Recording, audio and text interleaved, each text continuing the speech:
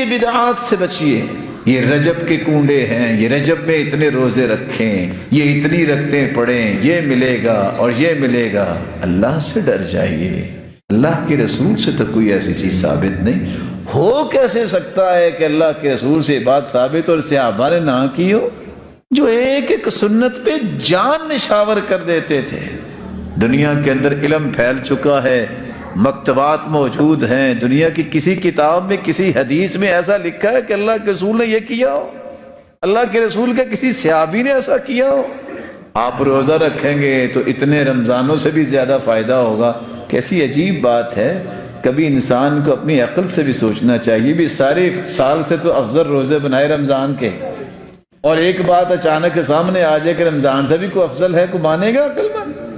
ایک طرف تو اللہ کے رسول نے بیت اللہ کی شان بیان کی ہے، ذی الحجہ کی شان بیان کی ہے، اور وہاں اچانک سے کوئی ایسی حدیث آ جائے کہے کہ بیت اللہ سے بھی اور اب ذی الحجہ سے بھی افضل ثواب ہوگا. عقل مانتی ہے؟ تناقض ہو گیا نا. نبی کی بات میں کبھی تناقض نہیں ہوتا. یہ اصول یاد رکھیے گا. اللہ کے رسول کی بات آپس میں کبھی ٹکرائی نہیں ہے.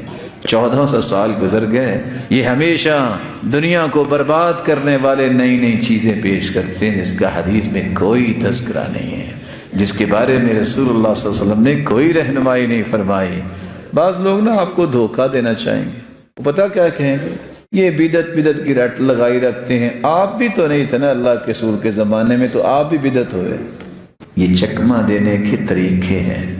تو چلو اگر آپ اس تعریف پہ آتے ہیں کہ فلاں نہیں تھا تو یہ بدعت ہے، تو آپ بھی نہیں تھے بدعت، تو آپ بھی ہوئے. پھر بات یہ نہیں ہے.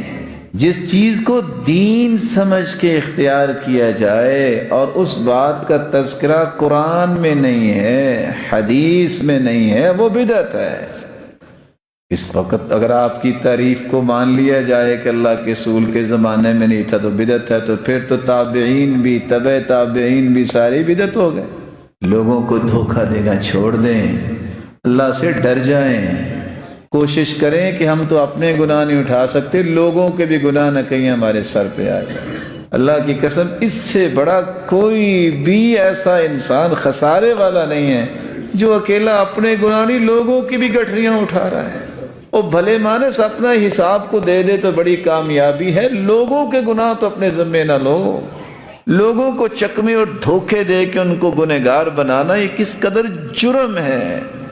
آپ لوگوں کو شاید غصہ آتا ہو جو بدعات میں پڑے ہیں. سچی بات یہ ہے، دلائل کو دیکھ کے ترس آتا ہے، یا اللہ ان کی اصلاح کر دے. محنت بھی کرتے ہیں، کوشش بھی کرتے ہیں، یا اللہ سنت کے مطابق ان کو عمل کرنے کی توفیق عطا فرما. کیونکہ اللہ کے رسول صلی اللہ علیہ وسلم نے فرمایا جو بدعتی انسان ہے نا، اللہ تعالیٰ اسے دیکھنا بھی پسند نہیں کرتے اور اس کی توبہ بھی قبول نہیں کرتے جب تک وہ بدعت کو چھوڑ نہیں دیتا.